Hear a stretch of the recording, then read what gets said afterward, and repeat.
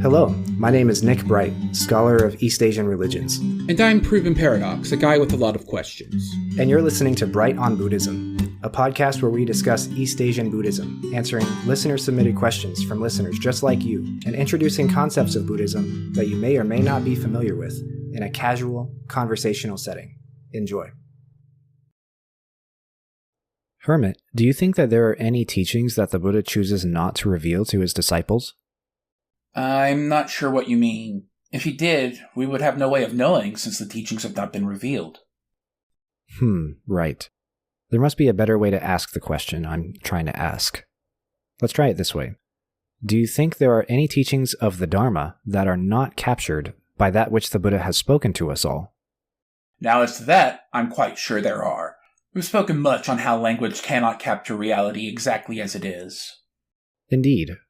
I wonder what the Buddha intends to convey when he's not teaching with his words or supernatural powers, and instead, whenever reality simply unfolds.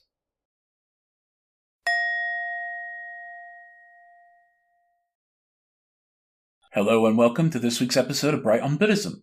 This week, we will be discussing what we mean when we say esoteric and exoteric in a Buddhist context. What is the difference between exoteric and esoteric teachings? Where does this classification come from and why? How ought we understand this division? We hope you enjoy, so let's get started. What is the difference between exoteric and esoteric teachings? According to their dictionary definitions, the word esoteric refers to that which is intended for or likely to be understood by only a small number of people with a specialized knowledge or interest, and the word exoteric refers to that which is intended for or likely to be understood by the general public. In plain English, esoteric would refer to that which is difficult to understand if you lack the background and context, and exoteric refers to that which is easy or obvious to understand at face value. When applied to the Buddhist teachings, these categories come to refer to the sutras of Shakyamuni, which are exoteric, and their unseen meaning, which is esoteric.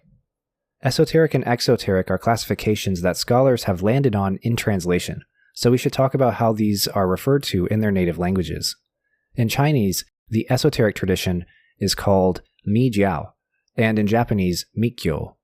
The exoteric teachings are called Xianjiao in Chinese or Kenkyō in Japanese.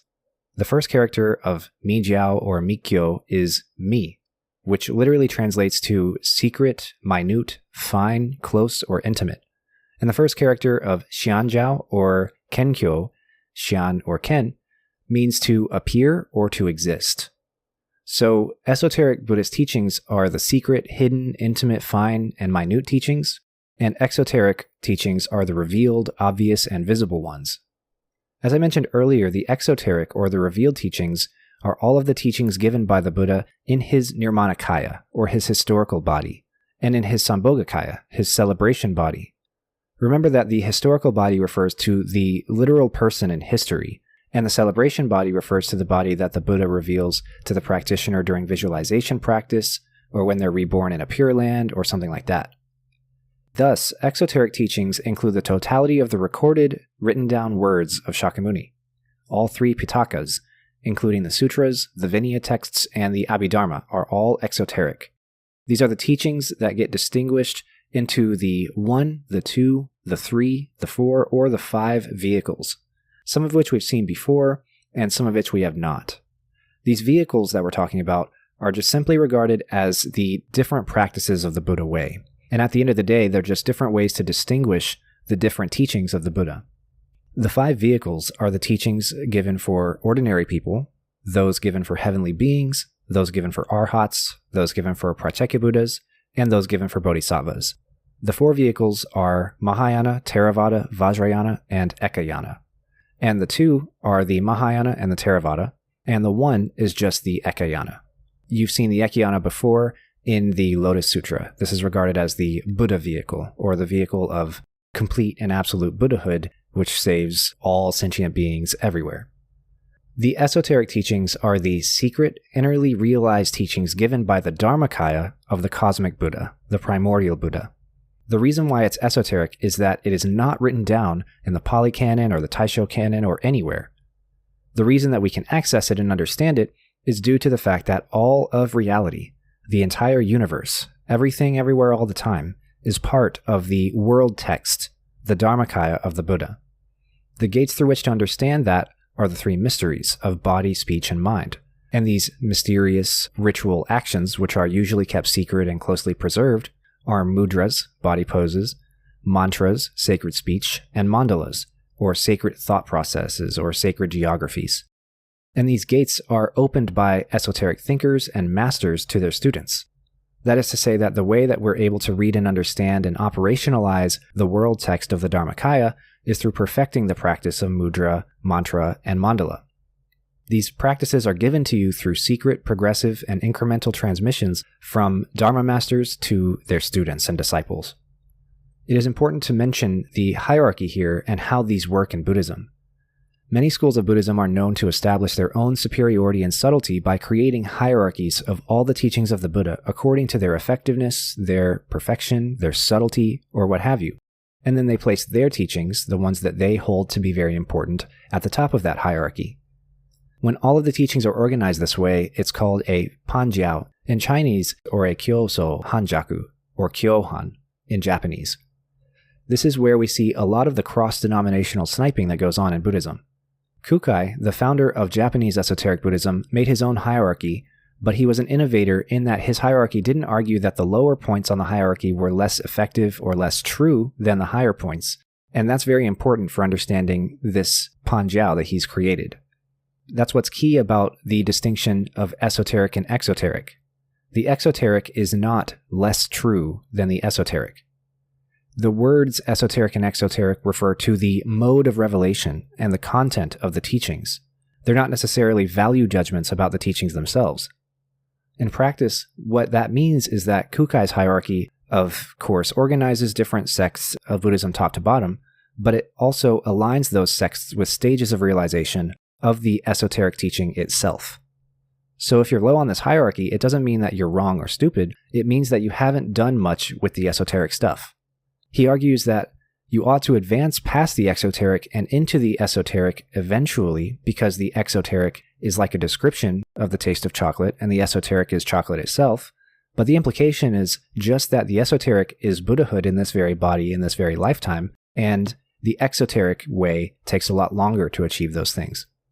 Kukai laid out his panjiao hierarchy in the treatise on the secret mandala of the 10 stages of mind, known in Japanese as the Himitsu Mandala Juju Shinron. The hierarchy, given by the Stanford Encyclopedia of Philosophy, is as follows. The first to third states are the pre-Buddhist stages, the worldly religions or religious practices of samsaric entrapment, where people are still trapped in the cycle of birth and death. The first state is the regular world of the 6 realms that we're familiar with, and beings in it are stuck in the cycle of ignorance, desire, suffering, over and over again. And they're totally unaware of the Dharma, and they do evil stuff. They're beholden to their desires, and all the stuff they do is what we call samsaric. The second state is the state of beings doing ethical actions and exuding virtue and promoting social order, but doing so without a goal related to anything but the world that we live in right now. There's no concern for afterlife or for the unseen world or divinity or holiness, just the world we live in now. Kukai argues that this is the stage to which Confucianism and the Buddhist precepts for the laity belong. The third state is the state of deity worship and extrinsic magico-religious practice. This is practice that involves magic or the invocation of spirits for the sake of overcoming obstacles and for the sake of attaining supernatural powers or immortality, or even reaching an eternal and blissful heaven. And Kukai argues that this state is where we find Taoism and various forms of Hinduism or Brahmanical practice. I would also say that religions outside of Kukai's knowledge, such as Abrahamic religions, indigenous religions from other regions of the world, and more, would also fall in this state as well. The 4th through the 10th stages are, according to Kukai's hierarchy, the Buddhist stages. The 4th and the 5th states are the Hinayana stages, or the inferior vehicle, the lesser vehicle stages. And these capture people who aspire toward self-enlightenment only, and they don't care about helping anybody else get to enlightenment. The 4th state is the state of the Shravaka, who analyzes phenomena into the psychophysical aggregates, or the 5 skandhas we've talked about, and also into the elements of reality, the small d dharmas that we've discussed. They negate any belief in a permanent ego or an Atman, a permanent soul or a permanent capital S self. And this is the stage that we find the teachings of the historical Buddha and his direct disciples and the Abhidharma scholastics. This is Four Noble Truths, this is emptiness, non-self, etc. While the substantiality and the continued permanent existence of reality is negated and deconstructed, the ideas themselves, the dharmas themselves, the small d dharmas, become fetters to which the consciousness and the mind can be sort of subject to desire and suffering and conceptions and notions. And so, in order to actually reach enlightenment in this stage, you have to spend a very long time. A minimum of 3 rebirths, but all the way up to a maximum of 60 eons or 60 kalpas to achieve complete enlightenment. The 5th state is the state of the Pratyeka Buddhas. We've discussed them before. These are the beings who attain enlightenment and do so by achieving insight into the chain of dependent origination and recognize impermanence, emptiness, and non-self. And they do all of this without ever encountering a Buddha. They effectively stamp out new karmas from arising, and they reach enlightenment and they achieve nirvana, but they never ever are preached to by a Buddha. Kukai argues that these beings do reach enlightenment, but once they do, they kind of like it too much. They come to enjoy their enlightenment a little too much, and their liking it becomes a fetter and causes an egoism or a self-complacency. And this leads to compassionlessness towards fellow sentient beings. As a result, these beings have not reached complete enlightenment. And Kukai argues that the Sautrantika school, which we haven't talked about, but which is a very early school of Buddhism, belongs to this stage. The 6th through 9th states are the Mahāyāna stages. These are the vehicles of bodhisattvas, those who seek enlightenment for both self and also for all sentient beings, and they do this by overcoming self-other duality and recognizing the interdependency between one's own enlightenment and the enlightenment of all others in the world. The 6th state is the state of the Yogacara practitioners. You'll remember that Yogacara has this thesis at its core, which is Vijñāpti Matrata, or the idea that everything in phenomenal reality is actually an action or a projection of one's own consciousness. That doesn't say that it's necessarily solipsism or anything like that, but it does say that everything that we experience originates in the deep, deep, deep unconscious, known as the Alaya Vijñāna. Kukai argues that the point of Yogacara is to detach oneself from discriminating objectification, calculative thinking of phenomena, and to realize the truth of this mind-only thesis, Vijñāpti Matrata, consciousness only, and free oneself from the categories and the notions that we come up with and impose on reality, which don't really reflect anything about reality at all. This is definitely not conventional classical solipsism, and there's a lot of good arguments out there in the Yogacara tradition and in also the English language scholarship, which make this argument. And for more on that, you can go back to our episode number 19, where we discuss what is Yogacara. The 7th state is the state of Madhyamaka schools, and this is the standpoint that everything is defined by emptiness.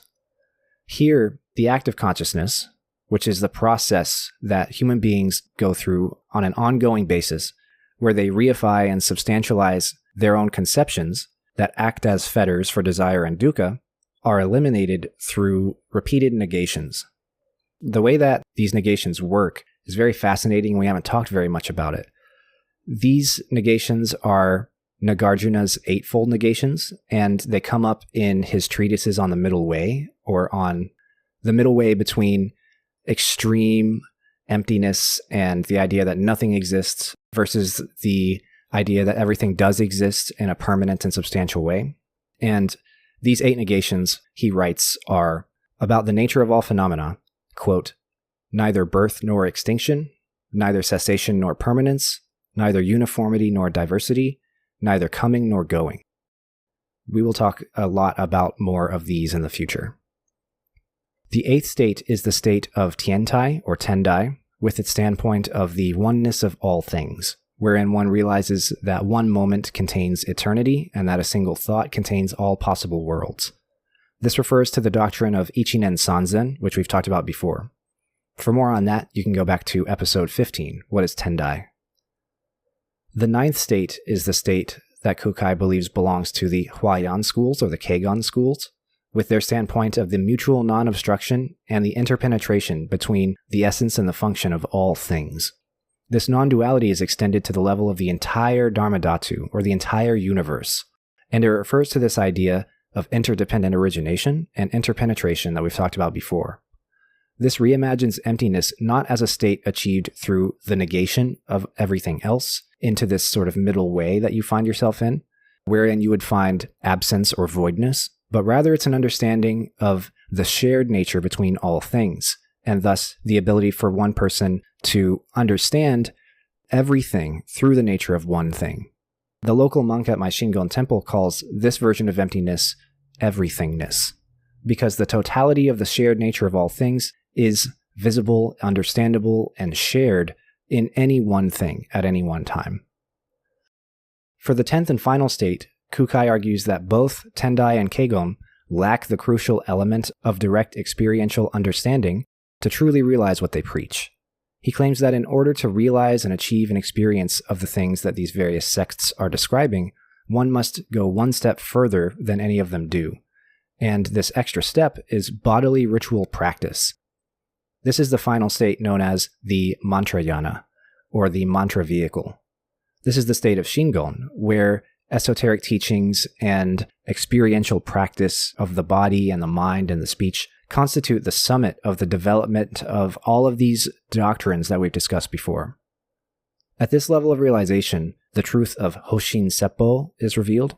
Hoshin Seppo is a Japanese term that we've talked about before, referring to the idea that all of the entire phenomenal universe is preaching the Dharma all the time. This is the world text that we've talked about before. Through realizing this, one attains Sokushin Jōbutsu, or Buddhahood in this very body, in this very lifetime. And the way that this happens is through this doctrine that Kukai introduces, which in English in the Stanford Encyclopedia of Philosophy is called the micro-macrocosmic correlativity of the three mysteries of body, speech, and mind, and the empowerment of Kaji. This is a little bit generalized and incorrect, but what it does speak to is the shared common nature between the self and the entire universe, according to this doctrine of everythingness, and it also refers to this innovation of Kukai's, which argues that in order to realize that sameness, that non-duality between self and universe, between self and everythingness, one must practice mantras, mudras, and mandalas. So, going back in that big tangle for a moment, the 5th state, the Pratyeka Buddhas, it seems immediately semantically incompatible to have Pratyeka Buddhas who, to be clear, have not heard the Dharma, they have not encountered a Buddha, and yet there is a school of Buddhism that is associated with it. The Sautrantika school, you said? That's right. How? That is... The definitions seem completely contradictory. So mainly the Sautrantika school relied entirely on the precepts given by the Vinaya texts. And in keeping those precepts, they saw that you could sort of preserve those rules without preserving the sutras, the texts necessarily. Now, just to say that the Pratyeka Buddhas are heavily associated with the Sautrantika school and that that stage is associated with the Sautrantika school doesn't necessarily mean that Sautrantikas are all Pratyeka Buddhas or they attempt to be, but it does refer to the fact that that school accepts the possibility of Pratyeka Buddhas in a way that others might not, and even sort of encourages that path as being a valid path. We've talked about before how it's kind of confusing that there's this hierarchy, this fourfold hierarchy we've talked about of at the top, Buddha, and then Bodhisattva, and then Pratyeka Buddha, and then Arhat. Bodhisattvas are not fully realized Buddhas, but they're higher up than Pratyeka Buddhas, which are fully realized Buddhas. Otherwise, Buddha wouldn't be in the name.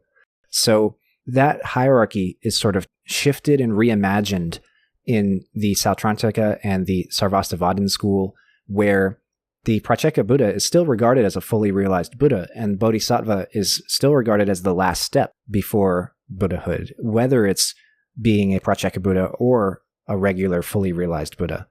So the difference doesn't regard necessarily, do they think that everybody should be a Pratyeka Buddha? It's more, where do they think Pratyeka Buddhas fall, and what realizations do they think that Pratyeka Buddhas have? In general, it seems like Pratyeka Buddhas mess up the scheme of Buddhism. Like, they stick out in a way that messes a lot of other things up. They do, and that's why we don't have a lot about them. They're sort of a relatively understudied category in the Western scholarship with regards to the Buddhist system, with Buddhist cosmology and the doctrines and the practices. Obviously, there's no practices given in any of the texts that are specific for Pratyeka Buddhas, even though there are ones specific for Arhats and Bodhisattvas and Buddhas. There's no dialogues with them. There's no specific diagnosis of what they're about and what they do once they become Buddhas and stuff like that. We just have these vague references to them, like Kukai saying they become selfish and complacent. They don't have compassion for sentient beings. Or we have this idea, oh yeah, they're those guys that understand dependent origination really well. And it's like, well, I have to attain a complete understanding of dependent origination myself in order to become a bodhisattva or a Buddha or an arhat. So what else are they doing that makes them higher on the hierarchy than an arhat? And what have they not done that makes them lower on it than a bodhisattva? It's very confusing. There's just simply not enough out there that really diagnoses their situation. So that was a long digression, and our original topic was esoteric versus exoteric teaching. So let's get back to that. Where does this classification system of exoteric and esoteric come from, and why? This distinction between esoteric and exoteric is hinted at in sermons not given by Shakyamuni Buddha himself, but by other Buddhas like Vajrayāna. And this includes texts like the Vajrasekara Sutra, which we have read and discussed and actually have just finished. But these are also in many other texts, like the Vairocana Abhisambodhi Sutra. You remember in Fascicle 3 of the Vajrasekara Sutra, there's a great deal about secret teachings, secret rituals, and secret experiences. These secret things all refer to the esoteric. By contrast, the exoteric is revealed. It's not sealed by the Buddha behind the gates of the three mysteries of body, speech, and mind, and it's not initiatory. These texts in which this distinction comes up are collectively referred to as Tantric, as in Tantric Buddhism. You'll remember that Tantra is the initiatory yogic practices that involve the three mysteries, and Tantric Buddhist texts include many of the texts in the Vajrayāna or the esoteric canon. Tantra is a category of Indian and Central Asian practices and texts that also exist outside of Buddhism. So that's why esoteric Buddhism included stuff that was not in the Pali Canon, and thus stuff that was not given by Shakyamuni Buddha himself. And that's why many esoteric sermons you'll see are given by Vairocana or Vajrasattva or other characters. Additionally, a lot of this refinement of this category of esoteric versus exoteric comes from Kukai himself. He was not only the founder of Japanese esoteric Buddhism and the creator of the Japanese collection of written symbols representing sound known as a syllabary, and so much more, but he was also a major standardizer, reformer, and propagator of esoteric Buddhist doctrines and teachings in general. He built on a lot of existing trends going on in Chinese and Japanese Buddhism, and his work had a lot of forward and backward influence. What I mean by that is that whenever he was sent to China to learn about esoteric Buddhism, he then came back and made many innovations and reforms which changed Japanese Buddhism for all the future, but also reached back to influence how Chinese Buddhism and its varied interpretations were carried out in the textual traditions. You could say that Kukai's esotericism creates an interpretive lens through which you can look at all of East Asian Buddhism. He created what came to be called hermeneutics, or interpretive frameworks, for how to understand these things.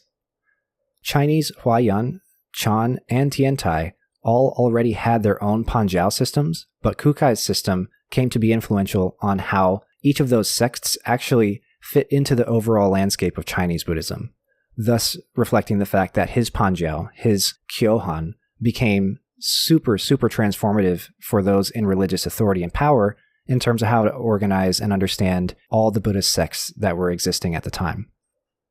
Additionally, his thoughts on the nature of exoteric and esoteric Buddhism came to define the power structures and the systems of religious and political authority in both China and Japan. In the context of Japan, during and after Kukai's life in the 8th and 9th centuries, esoteric Buddhism came to be the Buddhism of the emperor and the elites. The esoteric establishment both supported and was supported by the imperial court and the nobility, and this lasted from the 8th century until around the 16th century. Prior to this period, the schools which were in power in Japan were Flower Garland Buddhism, Huayan, Madhyamaka Buddhism, Vinaya Buddhism, and more, and these came to be regarded as exoteric, less advanced and less suited to the religious and political authority of the imperial court, and by extension, the needs of the Japanese people. The idea was that the emperor was responsible for spreading, propagating, and patronizing the proper Buddhist teaching that was suited to the well-being of the people, and Kukai did an excellent job of convincing the emperor that that meant he ought to spread esoteric Buddhism. As a result of his life, studies, and travels, Kukai's Buddhist thought was an incredibly unique combination of Confucianism, Chinese Tiantai, and Chinese Huayan Buddhism from his education in China, but also Tibetan Vajrayāna Buddhism that he also got from his own education and his own studies, and Japanese kami traditions and imperial cosmology that he got from living and working in Japan with the imperial court and the nobility. His teachings thus became cosmopolitan, meaning that they drew from very many different traditions and sources, and they were suited to the people and to the times in which they came up. Kukai will eventually get his own dedicated episode because his life, works, and his times were incredibly interesting and very much worth exploring. So much of how we understand, interpret, classify, and contextualize Japanese Buddhism after Kukai's life is filtered through his doctrines and his innovations. How ought we understand this division between esoteric and exoteric teachings? To understand this question, I'll start by talking a little bit about the issue of cross-denominational sniping that we've had before, and then I'll move on to the issue of what is secret and what isn't. When we learn about esoteric Buddhism and Kukai's Panjiao, we might think that he is lashing out at the Theravadins, the Confucians, the Taoists, the exoteric Mahāyāna schools, and so on, because he thinks that they're lower on the hierarchy than esoteric Buddhism. We are led to interpret things this way because his hierarchy is also 10 stages on the path toward enlightenment. However, I think there is a strong argument to be made that Kukai is not expressly trying to put down other forms of Buddhism and other Buddhists. This argument rests on a couple of important components of the esoteric-exoteric distinction. The first point is that both the esoteric and the exoteric teachings are the Buddha Dharma. The Buddha revealed the Four Noble Truths to people for whom that was useful, and that was exoteric, and those Four Noble Truths are still true in esoteric Buddhism. However, the Buddha chose not to reveal the secret teachings that are sealed by Vajrayāna.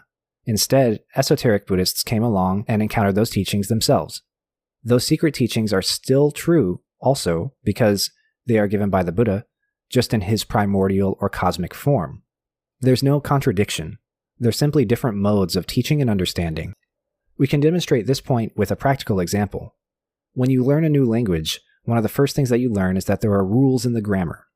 Language exists, and the grammar, the rules, and the method of teaching of language is made up after the fact. Few widely spoken languages on Earth are constructed grammar rules first, and then regular everyday speech second. Because of that, there are grammatical rules that we can come up with for speaking a language that are universally applicable to the actual usage of that language. So as a result, for example, in first semester Spanish, you're told that adjectives come after nouns.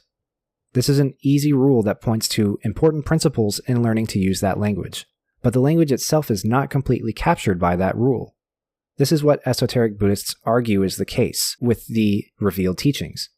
They are all linguistic prescriptions and impositions onto reality that can only point to the Dharma, but cannot entirely be the Dharma or entirely reveal the Dharma to anybody.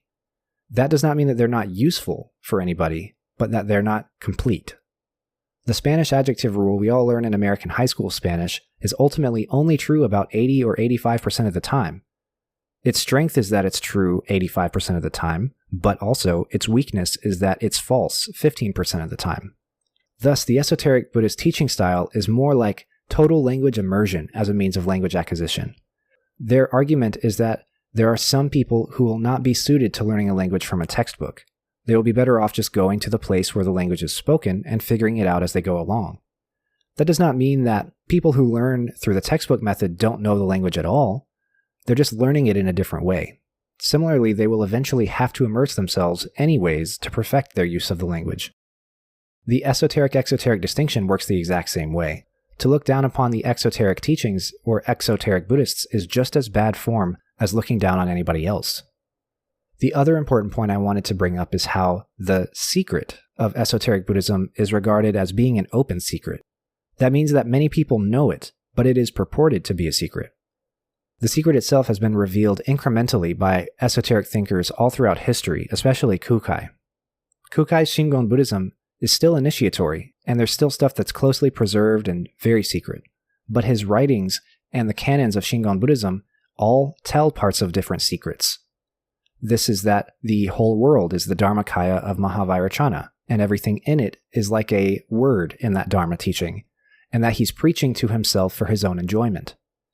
Furthermore, all things in the universe are manifestations of him, and thus are all possessed of his Buddha nature and his total enlightenment, and that's sealed or concealed by delusion and ignorance.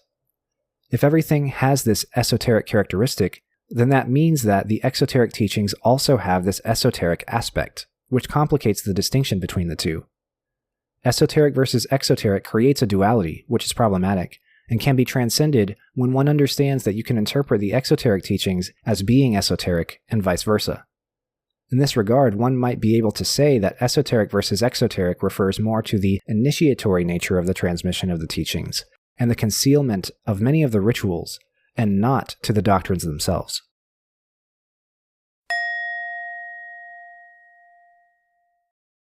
We hope you enjoyed this week's discussion on esoteric Buddhism. Join us next week where we will discuss Buddhist pilgrimage. What is Buddhist pilgrimage? What is the purpose of Buddhist pilgrimage? What are the characteristics of Buddhist pilgrimage stories? We hope to see you there. Thank you for listening. See you next time. Thank you very much. Many thanks to our patron, Tanner. If you would like to join him, please take a look at patreon.com/brightonbuddhism. We thank you for your support. My name is Nick Bright, scholar of East Asian religions and the voice of Hearer. And I'm Docs, editor, question asker, producer, and voice of Hermit. And this has been Bright on Buddhism. Thank you for listening. If you like our podcast, or if you have a question you'd like for us to discuss, we'd love to hear from you. Please consider leaving a comment, a review, or subscribing, or joining us on social media. Email us at bright.on.buddhism@gmail.com, or find us on Patreon at patreon.com/brightonbuddhism. As always, citations and resources for this episode can be found in the show notes. Thank you.